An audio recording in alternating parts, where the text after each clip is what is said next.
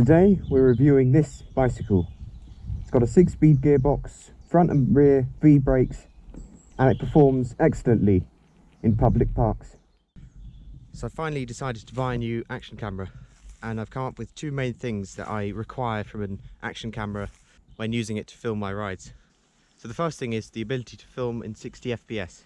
Now when you're filming on the road, in my experience, 30 FPS is too jerky and you can see the frames. 60 FPS gives that smooth clarity and it makes you feel as if you're on the bike. Now the second thing is video quality. Now the GoPro Session that I owned for 2 years maxes out at 1440p at 30 FPS with a 4:3 aspect ratio. Now the 4:3 aspect ratio isn't ideal because the majority of every screen out there is made with a 16:9 aspect ratio. So I've purchased the GoPro 6, which fulfills both those things. It records in 4K even at 60 FPS. Another reason why I didn't upgrade my helmet camera earlier is because of the astronomical price that GoPro charge for their cameras. However, because GoPro releases new cameras roughly every few years, the price dramatically lowers. To buy this camera new when it was released would have cost $399. I got it refurbished for $160.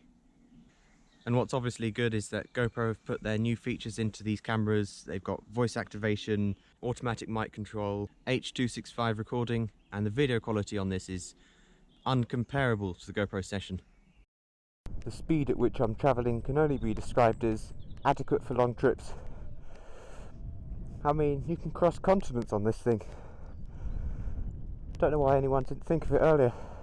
The reason I didn't go for the GoPro 7 is that it's twice the price of the GoPro 6, and the only real difference between the 6 and 7 is that the 7's got a new generation of image stabilization. I don't need image stabilization if I'm using it as a helmet camera. Those people back there were admiring the camera. It's just so good. Overall, the reason for the upgrade is that the GoPro 6 is a highly versatile camera and can be used in many circumstances. And as for a helmet camera, I think it does brilliantly.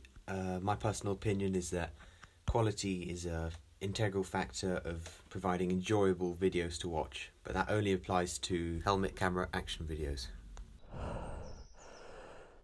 I am in some ways lacking power. This 8-speed gearbox is letting me down. Utter weirdo.